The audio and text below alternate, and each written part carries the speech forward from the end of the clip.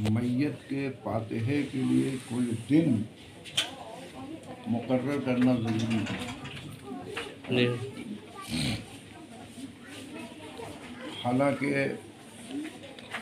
चाहिए तो ये है कि दफन होने के बाद मैयत के दूसरे ही दिन जो है इसाले सवाब कर दिया जाए। सुभान अल्लाह। हो सकता है कोई गुनाह की वजह से अज़ाब कब्र होता हो, टल जाए। सुभान अल्लाह। लेकिन जल्दी करना चाहिए और कुरान पढ़वाना चाहिए घर से लेकर के मकतब मदरसे तक। नीयत और इरादा ये रहे कि मैं फलां के नाम से पढ़वा रहा हूँ, अब आप इसाले सवाब करें न करें उसको सवाब मिल जाएगा। है कि नहीं? जी और बड़ी जिम्मेदारी से बोल रहा हूँ। दिन का जो इनकाद जो लोगों ने किया, कहीं तीजा कहीं चहारम, है ना, फातिहे के लिए, तो इन तमाम वक्तों को देखते हुए एक शरीयत का मसला भी देख लिया जाए। एक शरीयत का मसला भी देख लिया जाए कि मैयत के घर 3 दिन तक खाना पीना मना है। समझ रहे हैं? पहले इस बात पर गौर कीजिए, है ऐसा कि नहीं मसला?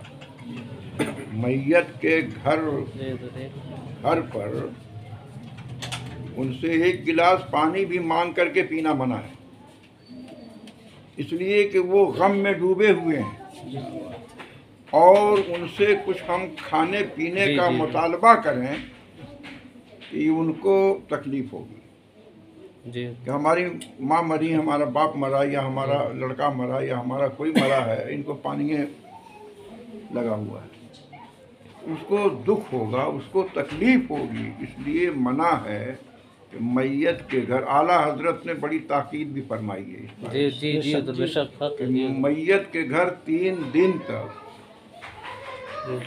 खाने पीने का कोई ऐसा हिसाब किताब न रखा जाए, इसलिए कि मैयत, और 3 दिन तक मैयत के घर वालों को गम मनाने का हुक्म भी है। मना सकता है 3 दिन खाना न बने, कहीं से खाना आ जाए तो खा ले, खुशी, मतलब ये कि 3 दिन तक वो गम मना सकता है। अब बुजुर्गों ने बड़ी समझदारी से काम लिया, न दोम न सोम, चहारम रख दिया जो कि चहारम वाले दिन वो कैद खत्म हो जा रही है। वो जो 3 दिन की कैद है वो खत्म हो जा रही है। अब मैयत के घर खाया भी जा सकता है, पिया भी जा सकता है। समझा ना? समझ में बात आ रही है? आप सब लोगों की समझ में बात आ रही है ना? ये मुफ्ती भी हैं, इनसे पूछ लीजिए कि 3 दिन के बाद फिर मैयत के घर खाने पीने में कोई हर्ज की बात नहीं, खा सकता है, पी सकता है, लेकिन 3 दिन से पहले कराहत है। अल्लाह हजरत ने इस पर बहुत ताकीद किया है कि 3 दिन तक मैयत के घर वाले चाहें तो खुद बना के खा सकते हैं।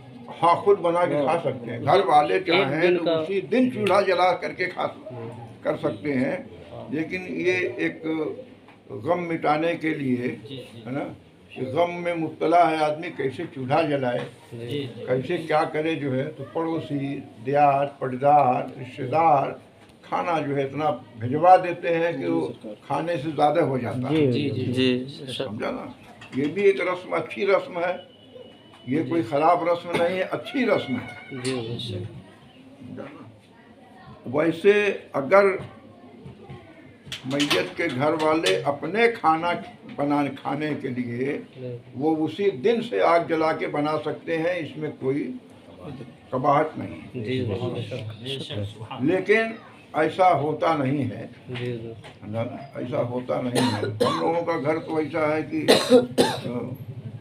कुछ नहीं तो चाय तो बनबे करेंगी, क्या किया जाए, मेहमानों की कसरत आमद होती है।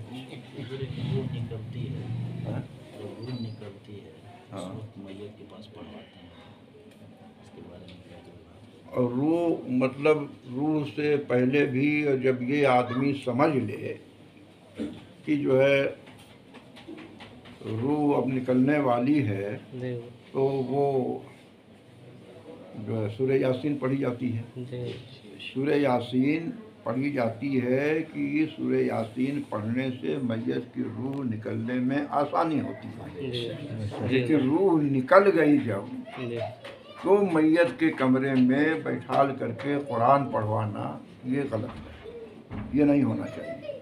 अगर पढ़वाना है, पढ़ना है, तो दूसरे कमरे में जा करके, जी इसलिए कि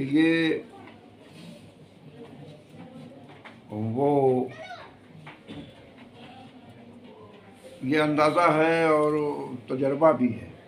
तजर्बा भी है कि मरते वक्त जो है तकलीफ से मैयत को पेशाब व पखाना भी हो जाता है। जी अब वो पेशाब व पखाना करके पड़ा हुआ है और वहीं बैठाल करके आप जो है कुरान पढ़वाइए, और मैयत चारपाई पर है, तख्ता पर है, और नीचे बैठाल करके पढ़वाइए। जी दोनों दो किस्म की बेअदबी है। जी एक तो मैयत नापाक है जी और उसके पास बैठा करके पढ़वाना, जी या जो है वो मैयत ऊपर है और कुरान पढ़ने वाला नीचे बैठ के पढ़ रहा है, ये भी बेअदबी है। जी इससे भी बचना चाहिए। जी। अगर पढ़वाना है, जी पढ़ना है, तो अलग कमरे में जा करके जी पढ़वाइए जो है।